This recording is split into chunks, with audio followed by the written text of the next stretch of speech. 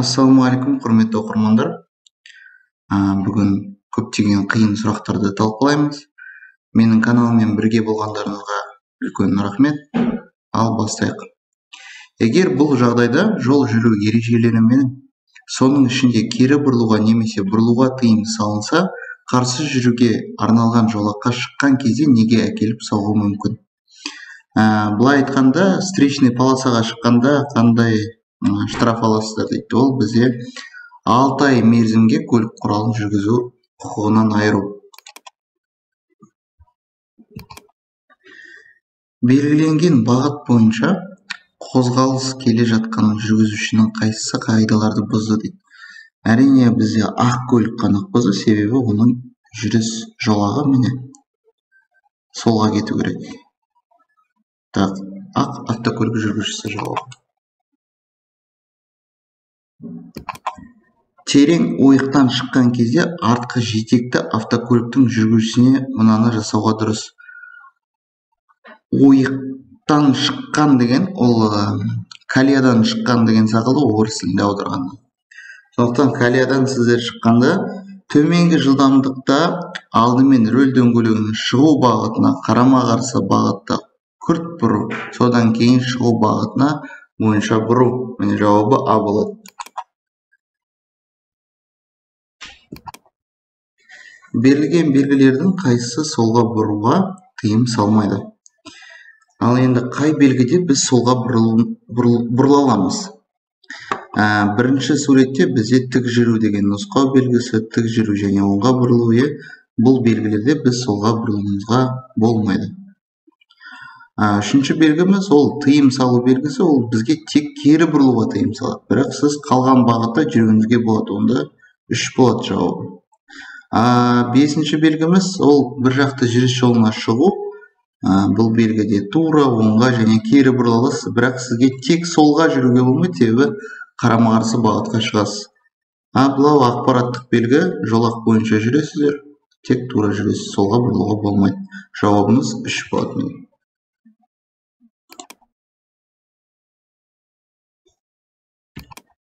Қай көлік құралының жүргізушісі елді мекендерден тыс жерде тоқтау ережелерін бұзды дейді.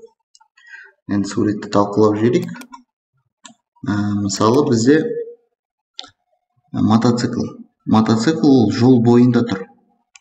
Сондықтан мотоциклға негізі жол жиегіне толықтай шығу керек, сосын барып тоқтауға болады осы жерде.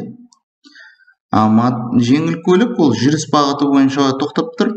Сондықтан ол тоқтау ережесін бұзған жоқ. Жауабымыз тек мотоцикл дейміз.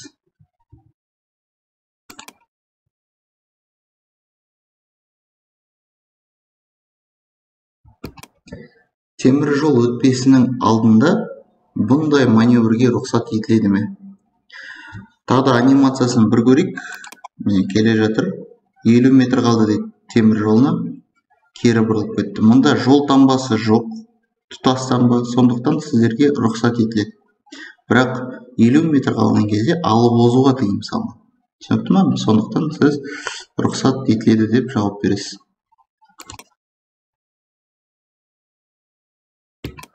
Көктайғақта тіркеп сүйреу рұқсат етіледі ме дейді. Иілгіш тіркемемен тыйым салынады. Жауабы бізде С. Және де иілгіш тіркемемен, ол бізде гибкая сцепка дейміз орыс тілінде.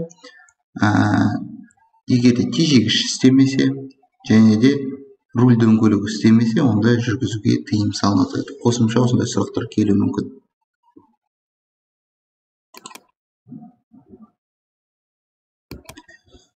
Тұрғын аймақта жұмыс істеп тұрған қозғалтқышпен тоқтап тұруға рұқсат етіледі ме?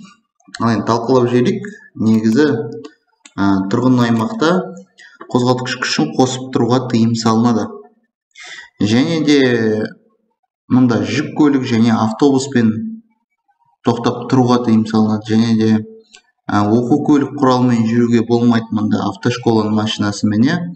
Және де жылдамдық 20-дан жоғары жүруге болмайды. Осындай сұрақтар келеді. Сондықтан сөйтіп жауап беріңіз.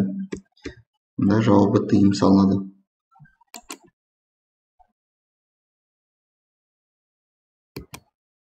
тік өрлеу жол белгісі қауіпті учаскесінің алдында орнатылуы мүмкін бе? Негізі ол бізде ескерту белгісі. Ескерту белгісі болғандықтан ол және қосымша бізге басымдылық береді. Кім көтеріледі, соған басымдылық береді, себебі көтерілу қиын, түсу оңай. Негізі бүкіл ескерту белгісі 150-300 метр арақашықта орнатылады, елді мекен тыс жерде. Бірақ бұл белгі басымдылық бергендіктен жауабымыз С болады. Егер еңістен түсу және өрлеу бірінен кейін бірі болса мүмкін деп жауап бересіздер.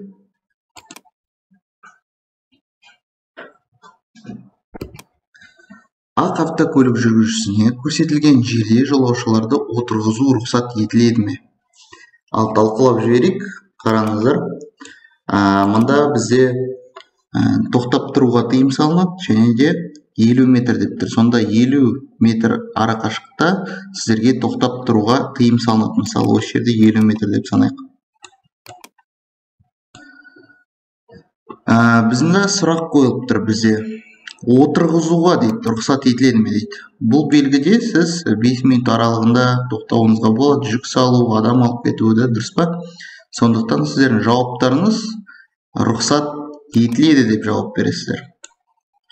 Егер де сұрақ басқалай орнатылса, мұнда осы аймақта тоқтап тұруға рұқсат етіледі ме десе, онда сіздердің жауаптарыңыз осы болады. 50 метрден кейін рұқсат етіледі дейді.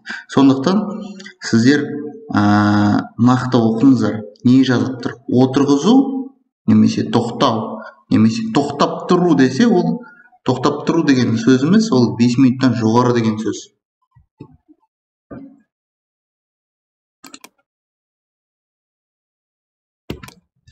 Көлік құралының ұзақ уақыт бірінші бірліспен жылдамдық алуы жанармайдың шығынына қалай әсер етеді? Өз сөзімен түсіндіргенде, механикада бірінші передачамен жүре берсеңдер, сендерде бензин азая ма, әлде көп кете ма деген сақылды ғой. Сондықтан әрине бізде бензин көп кетеді, жауабымыз бізде жанармай шығыны артады дейміз.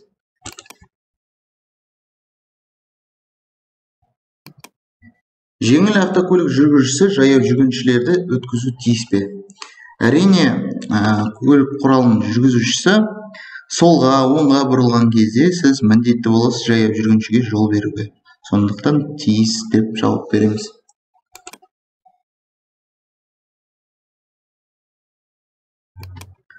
Осы жағдайда жүк автокөлігіне басып озуды орындауға рұқсат етіледі ме?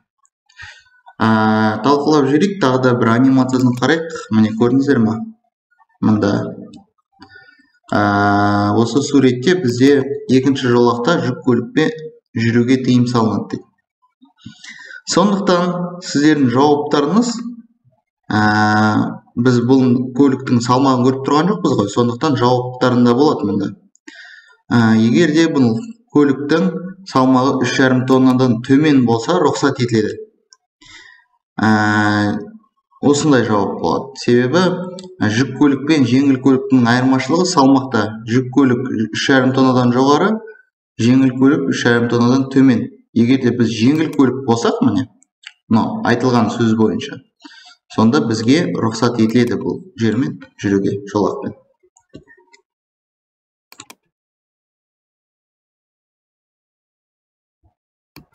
Берілген белгілердің қайсысы автомагистральдарда орнатылады? Енді автомагистраль деген белгіміз ол бізде жасыл түсті болып келеді. Сондықтан сіздер автомагистраль деген сұрақ келсе, жасыл белгіні іздеңіздер. Ол бізде үшінші болып келеді. Жауабы 3. Қызыл автокөлік жүргізушісі солға жүрген кезде, енді қараймыз, талқылап жіберейін. Мысалы бізде негізгі бағдаршам, ода трамвайға арналған бағдаршам, астыңғы шамы жанбаса, оған жүруге болмайды. Сондықтан біз басымды болып өтеміз. Трамвай жол бермей, қиылыстан өту дейді жауабы. Жеңіл автокөлікке көрсетілген жерде тұруға рұқсат етіледі ме? Тұруға дейміз. Және де мұнда қосымша ақпараттық белгі тұр. Мысалы, стрелка астыға көрсетіп тұрса, оның қолданылу аймағы мынау болады. Осы аймақ. Сонда сіз белгіден өткен соң тоқтауға және тоқтап тұруыңызға болады. Жауабымыз рұқсат етіледі дейсіңдер. Стрелка болмаса, онда тыйым салынады. Мына жол белгілері ескертеді дейді. Мында бізде ескерту белгісі бірінші, қосымша ақпараттық белгі. Бірінші қосымша ақпараттық белгісіне келейік. 200 метрден кейін трамвай желісі қиылысына келеміз, және де біз трамвайға жол беру керекпіз. Сонда жауабымыз бізде С болады.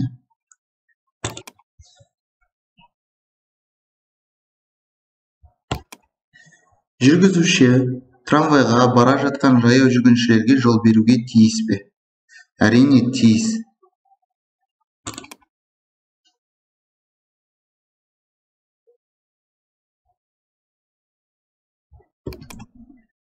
Осы бағдаршам дейді. Көрейік, талқылап жүрейік, жаңағыда келеді ондай сұрақ. Енді қараймыз. Ең астыңғы сигналы мынау трамвайға жүруге рұқсат береді. Төбесіндегі бағытты көрсетеді. Мысалы, мына мен мынау жанса, трамвай оңға кетеді. Мына мен мынау жанса, трамвай тура бағытта жүреді. Енді солға жанса, әрине солға жүреді. Мысалы, барлығы жанса, онда кез келген бағытта жүреді. Егер де астыңғысы жанбай қалса, үстіңгілері жанып тұрса, онда трамвайға жүруге болмайды. Жауабымыз бізде арнайы белгіленген жолақпен жүріп келе жатқан трамвайлар мен басқа да маршруттық көлік құралдарының қозғалысын реттейді.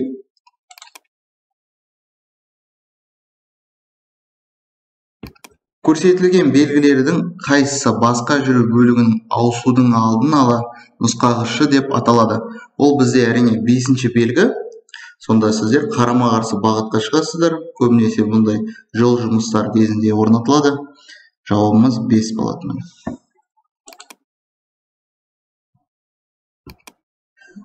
Көп жолақты жолда жүру кезінде жүргізуші не істеу қажет дейді. Көп жолақы, транспортный поток дейміз, орыс тілінде айтқанда. Енді үлкен жылдамдықпен қозғалу үшін қозғалыс жолағын ауыстырып отыру дейді. Ол әрине дұрыс емес. Екінші жауабы дұрыс болып саналады. Көршілес жолақтар бойынша қозғалып келе жатқан көлік құралдарының үнемі назарда ұстау дейді. Сондықтан бізде жауабымыз Б болады. Көк автокөлік жүргізушісі қозғалысты жалғастырады. Анимациясын тағы да көрсетейін. Міне, осы жерден тоқтатайын. Қараңыздар, мында бізде белгі тұр, кері бұрылуға тыйым салынады. Бізде жол таңбасы бойынша тура және солға және кері бұрылуға рұқсат береді. Сондықтан біздің жауабымыз тура және солға жүре аламыз.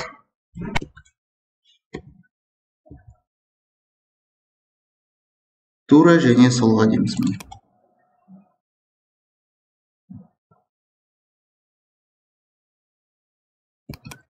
Қай белгі кемпинг деп аталады?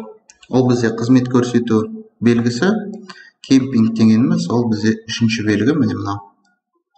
Сондықтан 3 деп жауап берейік. Осы жағдайда жеңіл автокөлік жүргізушісі қай бағыттарда қозғалысты жалғастыру мүмкін дейді. Әрине, мында бізде жүруге тыйым салынады, сүйреуге болмайды. Сондықтан сіздер оңға бұрылып өту керексіздер. Тек оңға деп жауап бересіздер. Негізі бұл жерде және кері бұрылуға да рұқсат етіледі. Тек оңға дейміз. Жеңіл автокөлік жүргізушісі қандай траектория бойынша қозғалысты жалғастырады? Әрине, тек Б болады.